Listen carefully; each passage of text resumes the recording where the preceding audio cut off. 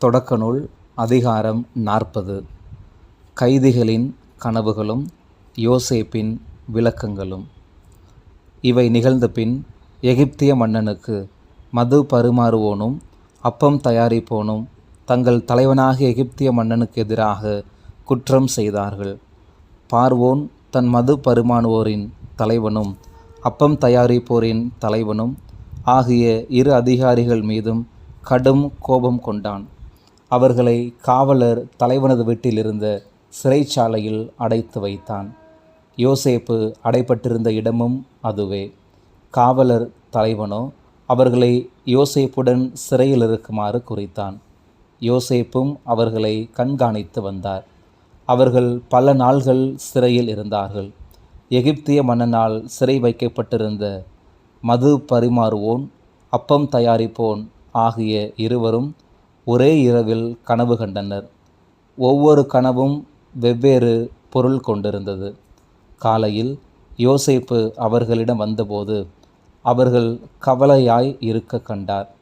தம்முடன் தம் தலைவனது வீட்டு காவலில் வைக்கப்பட்டிருந்த பார்வோனின் அதிகாரிகளை நோக்கி, யோசேப்பு, இன்று உங்கள் முகம் இவ்வளவு வாடியிருப்பது ஏன் என்று வினவினார்.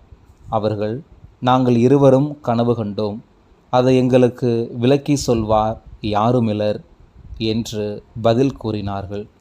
யோசேப்பு அவர்களை நோக்கி, கனவுக்கு பொருள் சொல்வது கடவுளுக்கு உரியதென்றோ? என்னிடம் விவரமாக சொல்லுங்கள் என்றார்.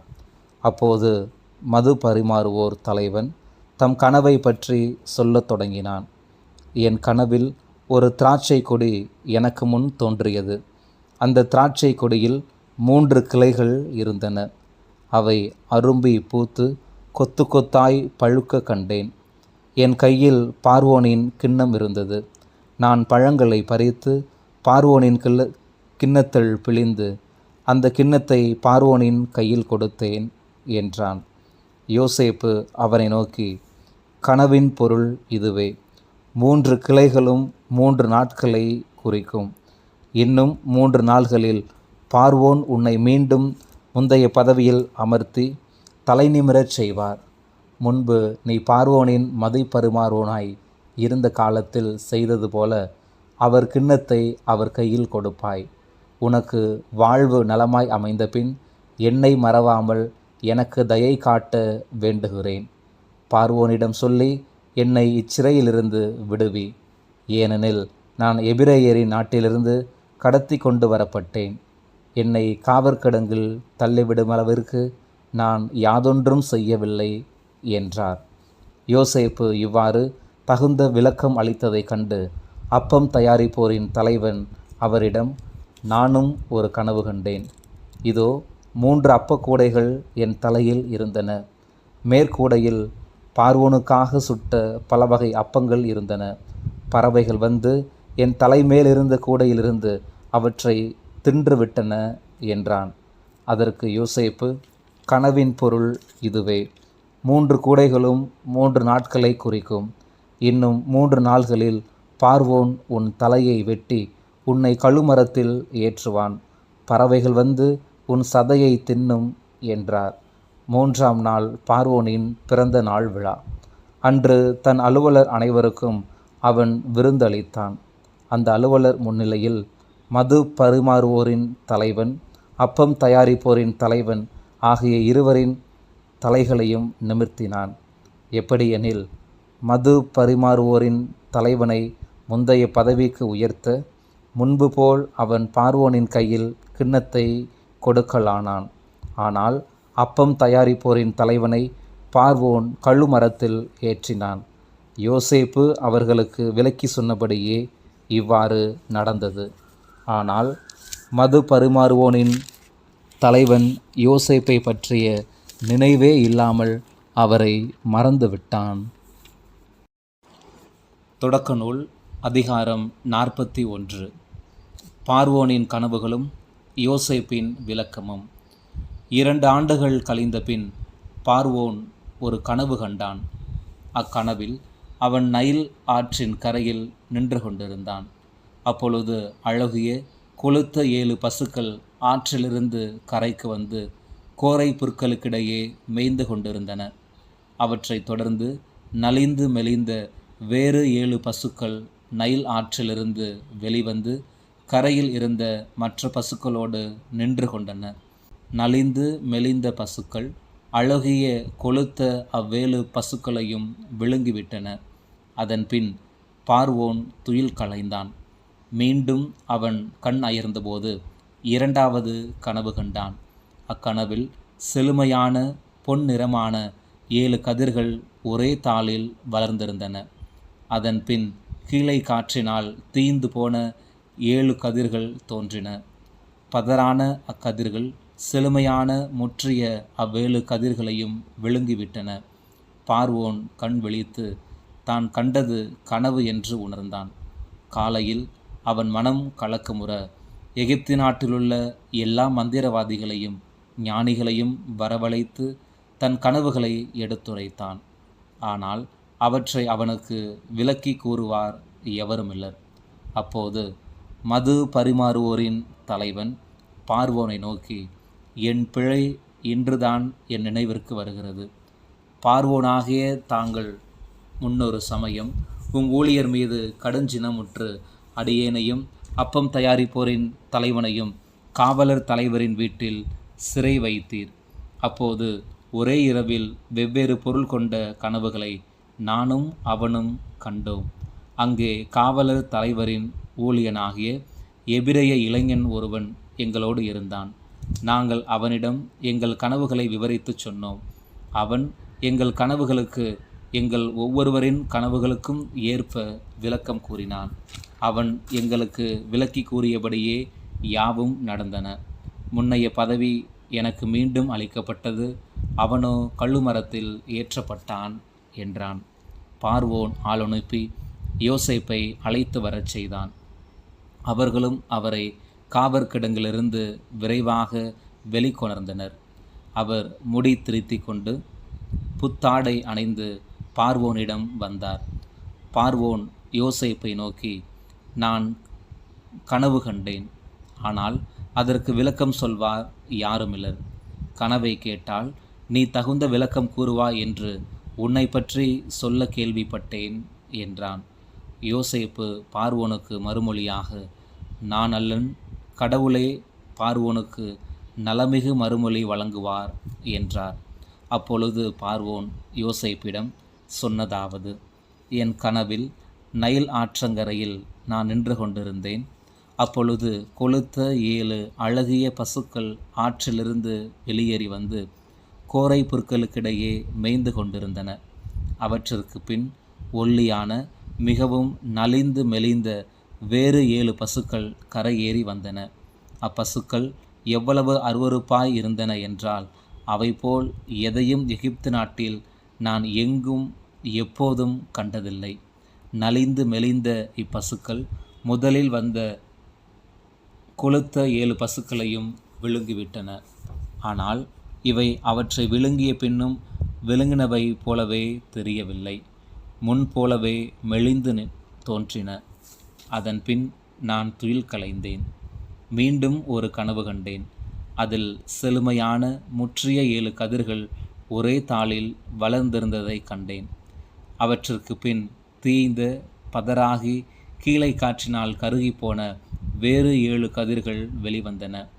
பதரான அக்கதிர்கள் அந்த அழகிய 7 கதிர்களையும் விழுங்கிவிட்டன. இதை பற்றி மந்திரவாதிகளிடம் சொன்னேன். ஆனால் எவரும் எனக்கு பொருள் கூற இயலவில்லை. அதற்கு யோசேப்பு பார்வோனை நோக்கி சொன்னதாவது, பார்வோனாகிய தாங்கள் கண்ட கனவுகள் குறிப்பன ஒன்றே. கடவுள் தாம் செய்யவிருப்பதை பார்வோனுக்கு வெளிப்படுத்தியுள்ளார். 7 நல்ல பசுக்கள் 7 ஆண்டுகளை குறிக்கும். 7 நல்ல கதிர்களும் 7 ஆண்டுகளை குறிக்கும். ஆக கனவுகள் குறிப்பன ஒன்றே. அவற்றிற்கு பின் வந்த மெலிந்த அருவருப்பான 7 பசுக்கள் 7 ஆண்டுகளை குறிக்கும். பதராகி கீழே காற்றினால் தீந்து போன 7 கதிர்களும் பஞ்சம் நிறைந்த 7 ஆண்டுகளை குறிக்கும். நான் தங்களுக்கு சொன்னது போலவே கடவுள் தாம் செய்யவிருப்பதை பார்வோனாகிய தங்களுக்கு வெளிப்படுத்தியுள்ளார். எகிப்து நாடெங்கும் மிக வளமான 7 ஆண்டுகள் வரவிருக்கின்றன. அதன்பின் 7 ஆண்டுகள் பஞ்சம் நிலவும். அப்பொழுது எகிப்து நாட்டின் அனைத்து வளமும் மறந்து போகும் அளவிற்கு அந்நாட்டை பஞ்சம் பாழாக்கும். நாட்டின் வளமை நினைவுக்கே வராது. வரவிருக்கும் பஞ்சம் அந்த அளவிற்கு கடுமையாய் இருக்கும். இது கடவுளால் உறுதி செய்யப்பட்டு விட்டது என்பதற்கும் அவரால் விரைவில் நிறைவேற்றப்படும் என்பதற்கும் அறிகுறியாகவே பார்வோனுக்கு கனவு இருமுறை வந்தது. எனவே பார்வோன் உடனடியாக மதிநுட்பமும் ஞானமும் உடைய ஒருவனை கண்டுபிடித்து அவனை எகிப்து நாட்டின் அதிகாரியாக அமர்த்த வேண்டும். மேலும் 7 வளமான ஆண்டுகளில் எகிப்து நாட்டின் விளைச்சலில் 1/5 பகுதியை கொள்முதல் செய்யுமாறு மேற்பார்வையாளர்களையும் பார்வோன் தொடர்ந்து நியமிக்கட்டும். வரவிருக்கும் வளமான இவ்வாண்டுகளிலேயே தானியம் முழுவதையும் பார்வோனின் அதிகாரத்தில் அவர்கள் கொள்முதல் செய்து பின்னர் உண்ண கொடுப்பதற்கென நகர்களில் சேமித்து வைக்கட்டும். எகிப்து நாட்டில் பஞ்சம் வரவிருக்கும் 7 ஆண்டுகளில் பயன்படுத்துமாறு தானியம் இவ்வாறு சேமித்து வைக்கப்படட்டும். நாடும் பஞ்சத்தினால் அழியாதிருக்கும். யோசேப்பு எகிப்தின் ஆளுநர் ஆதல். யோசேப்பு சொன்னது பார்வோனுக்கும் அவன் அலுவலர் அனைவருக்கும் நலமென தோன்றியது. பார்வோன் தன் அலுவலர்களை நோக்கி, கடவுளின் ஆவியை பெற்றுள்ள இவரை போல் வேறு எவரையும் நாம் காண முடியுமோ என்றான். பின்பு பார்வோன் யோசேப்பை நோக்கி, இவற்றையெல்லாம் கடவுள் ஒருவருக்கே அறிவித்துள்ளார். உம்மை போல் மதிநுட்பமும் ஞானமும் உடையவர் வேறு யாருமிலர். எனவே நீரே என் அரண்மனையின் பொறுப்பை ஏற்பீர். உம் கட்டளைக்கு என் மக்கள் எல்லாரும் அடிபணியட்டும். அரியணையை பொறுத்தமட்டும் நான் உமக்கு மேற்பட்டவனாய் இருப்பேன் என்றான். பின்னர் பார்வோன் யோசேப்பை நோக்கி, இதோ எகிப்து நாட்டு முழுவதற்கும் உம்மை அதிகாரியாக நியமித்திருக்கிறேன் என்று சொன்னான். பின்னர் பார்வோன் தன் கையில் அணிந்திருந்த அரச கணையாழியை கலற்றி அதை யோசேப்பு கையில் போட்டான். அவனுக்கு பட்டாடையும் உடுத்தி பொன் கழுத்துணையை அவருக்கு அணிவித்தான். மேலும் அவரை தன் 2ஆம் தேரில் வலம் வரச் செய்து, இவருக்கு முழந்தாளிடுங்கள் என்று ஏவலர் கட்டியம் கூறச் செய்தான். இவ்வாறு எகிப்து நாடு முழுவதற்கும் அவரை அதிகாரியாக்கினான். மேலும் அவன் யோசேப்பை நோக்கி, பார்வோனாகிய நான் கூறுகிறேன், உமது ஒப்புதலின்றி எகிப்து நாடெங்கும் எவனும் கையையோ காலையோ உயர்த்தக்கூடாது என்றான். பின் பார்வோன் யோசேப்பிற்கு சாபனாத்து பனேகா என்று பெயர் சூட்டி ஓன் நகர் அர்ச்சகர் போற்றிபிராவின் மகளான ஆசினத்தை அவருக்கு மணமுடித்து வைத்தான். எகிப்து நாடு முழுவதற்கும் யோசேப்பு ஆளுநர் ஆனார். எகிப்தின் மன்னனாகிய பார்வோனிடம் பணியேற்ற பொழுது யோசேப்பிற்கு வயது 30. அவர் பார்வோனிடம் விடை பெற்று எகிப்து நாட்டு முழுவதும் சுற்றுப்பயணம் செய்தார். வளமிக்க 7 ஆண்டுகளில் நிலம் மிகுதியான விளைச்சலை தந்தது. அந்த 7 ஆண்டுகளில் எகிப்து நாட்டில் விளைந்த எல்லா உணவுப் பொருட்களையும் நகர்களில் அவர் சேகரித்து வைத்தார். ஒவ்வொரு நகரிலும் அதை சுற்றியுள்ள வயல்களில் விளைந்த உணவுப் பொருட்களை சேமித்து வைத்தார். கடற்கரை மணல் அளவுக்கு மிகுதியான தானியத்தை யோசேப்பு கொணர்ந்து குவித்தார். கணக்கில்லாத அளவுக்கு உணவுப் பொருட்கள் சேர்ந்தமையால் கணக்கு பார்ப்பதை நிறுத்தினார். பஞ்சத்தின் ஆண்டு வருமுன்னே யோசேப்பிற்கு 2 மைந்தர் பிறந்தனர். ஓன் நகர் அர்ச்சகர் போற்றிபிராவின் மகள் ஆசினத்து அவர்களை அவருக்கு பெற்றெடுத்தாள். யோசேப்பு எல்லா துன்பங்களையும் என் தந்தையின் வீட்டையும் கடவுள் மறக்கச் செய்தார் என்று சொல்லி தலைமகனுக்கு மனாசே என்று பெயரிட்டார்.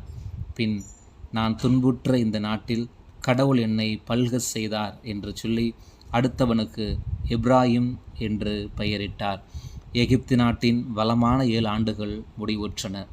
யோசேப்பு முன் அறிவித்தபடி 7 ஆண்டு பஞ்சம் தொடங்கியது. எல்லா நாடுகளிலும் பஞ்சம் தலைவிரித்தாடியது. ஆனால் எகிப்து நாடு முழுவதற்கும் உணவு கிடைத்தது. எகிப்து நாடு முழுவதும் பஞ்சம் வந்தபோது மக்கள் பார்வோனிடம் வந்து உணவுக்காக ஓலமிட்டார்கள். பார்வோன் எகிப்தியர் அனைவரையும் நோக்கி, யோசேப்பிடம் செல்லுங்கள், அவர் சொல்வதை செய்யுங்கள் என்று கூறினான். நாடு முழுவதும் பஞ்சம் பரவிய பொழுது யோசேப்பு களஞ்சியங்களை திறந்து எகிப்தியர்களுக்கு தானியங்களை விற்குமாறு செய்தார். ஏனெனில் எகிப்து நாட்டில் பஞ்சம் கடுமையாயிருந்தது. அனைத்து நாட்டு மக்களும் யோசேப்பிடம் தானியம் வாங்க எகிப்திற்கு வந்தார்கள். ஏனெனில் உலகெங்கும் கடும் பஞ்சம் நிலவியது.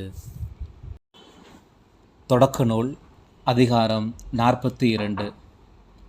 யோசேப்பின் சகோதரர் தானியம் வாங்க எகிப்திற்கு வருதல்.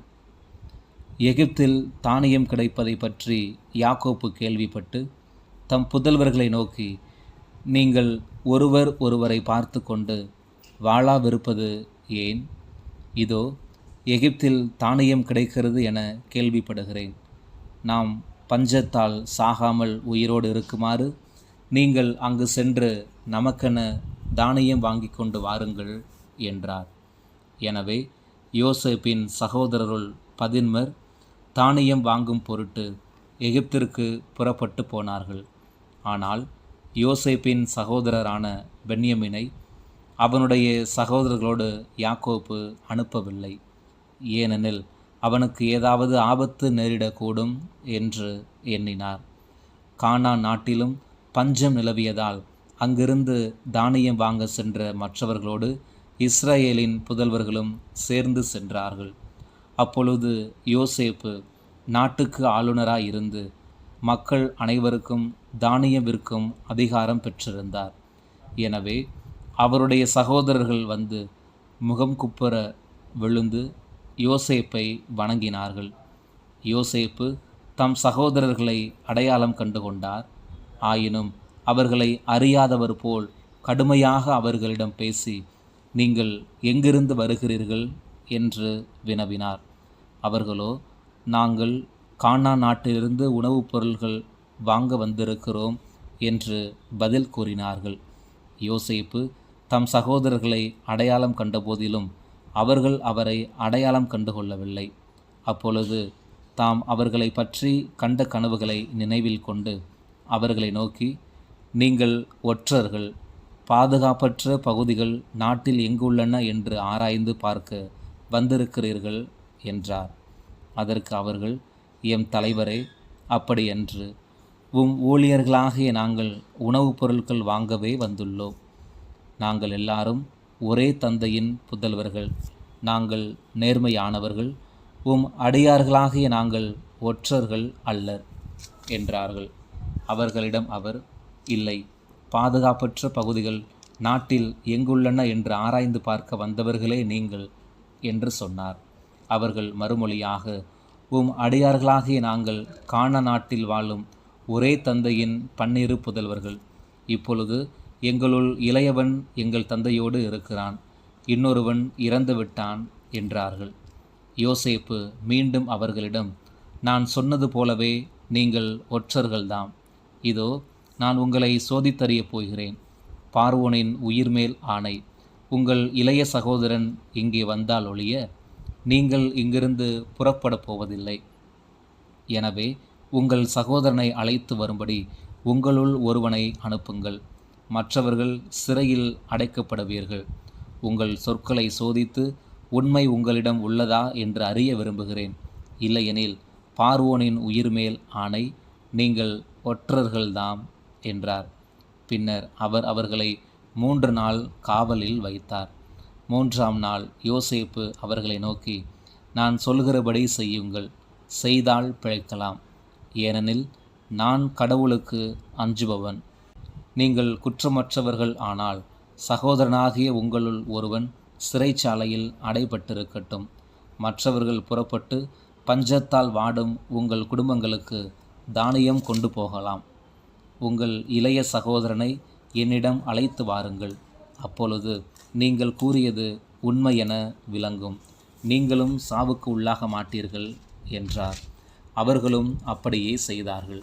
அப்போது அவர்கள் ஒருவர் ஒருவரிடம், உண்மையாகவே நம் சகோதரனை முன்னிட்டே இப்பொழுது நாம் தண்டிக்கப்படுகிறோம். தன் உயிருக்காக எவ்வளவு துயரத்துடன் நம்மிடம் கெஞ்சி மன்றாடினான். நாமோ அவனுக்கு செவி சாய்க்கவில்லை. நமக்கு இத்துன்பம் ஏற்பட்டதற்கு அதுவே காரணம் என்று சொல்லி கொண்டார்கள். அப்பொழுது ரூபன் மற்றவர்களிடம், பையனுக்கு எத்தீங்கும் விளைக்காதீர்கள் என்று உங்களுக்கு நான் சொல்லவில்லையா? நீங்களோ செவி கொடுக்கவில்லை. இதோ அவனது இரத்தம் நம்மிடம் ஈடு கேட்கிறது என்றார். யோசேப்பு மொழி பெயர்ப்பாளரின் மூலம் அவர்களிடம் பேசியதால் தாங்கள் சொன்னது அவருக்கு தெரியும் என்று அவர்கள் அறியவில்லை. அப்போது அவர் அவர்களிடமிருந்து ஒதுங்கிச் சென்று அழுதார். பின்பு திரும்பி வந்து அவர்களோடு பேசுகையில் சிமியோனை பிடித்து அவர்கள் கண் முன்பாக அவனுக்கு விலங்கிட்டார். யோசேப்பின் சகோதரர் கானானுக்கு திரும்பி செல்லுதல். பின்பு யோசேப்பு அவர்களுடைய கோணி பைகளை தானியத்தால் நிரப்பி அவனவன் பணத்தை திரும்ப அவனவன் பையிலிட்டு கட்டவும் வழிக்கு வேண்டிய உணவுப் பொருட்களை கொடுக்கவும் உத்தரவிட்டார். அப்படியே அவர்களுக்கு செய்யப்பட்டது. அவர்கள் தங்கள் கழுதைகளின் மேல் தானியத்தை ஏற்றிக்கொண்டு அங்கிருந்து புறப்பட்டார்கள். பின்பு அவர்களுள் ஒருவன் சாவடியில் தன் கழுதைக்கு தீனி போடுவதற்காக தன் கோணியை திறக்கவே அதன் வாயில் தன் பணம் இருக்க கண்டான். அவன் தன் சகோதரனை நோக்கி, என் பணம் திரும்பி தரப்பட்டுள்ளது, இதோ என் கோணியில் இருக்கிறது என்றான். அவர்களோ மனக்கலக்கமுற்று நடுநடுங்கி ஒருவரோடு ஒருவர், கடவுள் நமக்கு இப்படி செய்தது ஏன் என்றார்கள். பின்பு அவர்கள் கானான் நாட்டில் தங்கள் தந்தை யாக்கோப்பிடம் வந்து சேர்ந்து தங்களுக்கு நேர்ந்தவற்றையெல்லாம் தெரிவித்தார்கள். அவர்கள் கூறியது, அந்நாட்டின் தலைவர் எங்களிடம் கடுமையாக பேசினார். நாட்டை வேவு பார்க்க வந்தவர்கள் போல் எங்களை நடத்தினார். நாங்களோ அவரை பார்த்து, நாங்கள் நேர்மையானவர்கள், ஒற்றர்கள் அல்லர். நாங்கள் ஒரே தந்தைக்கு பிறந்த 12 சகோதரர். ஒருவன் இறந்துவிட்டான், இளையவன் கானான் நாட்டில் இப்பொழுது எங்கள் தந்தையோடு இருக்கிறான் என்று சொன்னோம். அப்பொழுது நாட்டின் தலைவரான அந்த ஆள், நீங்கள் நேர்மையானவர்கள்தாம் என்பதை நான் அறிந்து கொள்ள உங்கள் சகோதரர்களுள் ஒருவனை என்னிடம் விட்டுச் செல்லுங்கள். பஞ்சத்தால் வாடும் உங்கள் குடும்பங்களுக்கு வேண்டியவற்றை வாங்கி கொண்டு போங்கள். ஆனால் உங்கள் இளைய சகோதரனை என்னிடம் அழைத்து வாருங்கள். அதன் மூலம் நீங்கள் ஒற்றர்கள் அல்லர், நேர்மையானவர்கள்தாம் என்று நானும் அறிந்து கொள்வேன். அதன்பின் உங்கள் சகோதரனை உங்களிடம் ஒப்படைப்பேன். பின்னர் நீங்கள் நாடெங்கும் வணிகம் செய்யலாம் என்றார். பின்பு அவர்கள் கோணிப்பைகளை திறந்து கொட்டிய பொழுது ஒவ்வொருவன் கோணிப்பையிலும் அவனவன் பண முடிப்பு காணப்பட்டது. பண முடிப்புகளை கண்டு அவர்களும் அவர்களுடைய தந்தையும் திகிலுற்றார்கள். தந்தை யாக்கோபு அவர்களை நோக்கி, என்னை பிள்ளையற்றவன் ஆக்கிவிட்டீர்கள். யோசேப்பு இல்லை, சிமியோனும் இல்லை, இப்பொழுது பென்யமீனையும் கூட்டிக் கொண்டு போகவிருக்கிறீர்களே, எல்லாமே எனக்கு எதிராக உள்ளன என்றார். அதற்கு ரூபன் தம் தந்தையிடம், நான் அவனை உம்மிடம் திரும்பவும் கொண்டு வராவிடில் என் 2 மைந்தரையும் கொன்றுவிடுங்கள். அவனை என் கையில் ஒப்படையுங்கள். நான் அவனை உங்களிடம் கொண்டு வந்து சேர்ப்பேன் என்றார். ஆனால் யாக்கோபு, என் மகனை உங்களோடு போக விட மாட்டேன். இவன் சகோதரன் இறந்து போனான், இவன் ஒருவனே எஞ்சி இருக்கிறான்.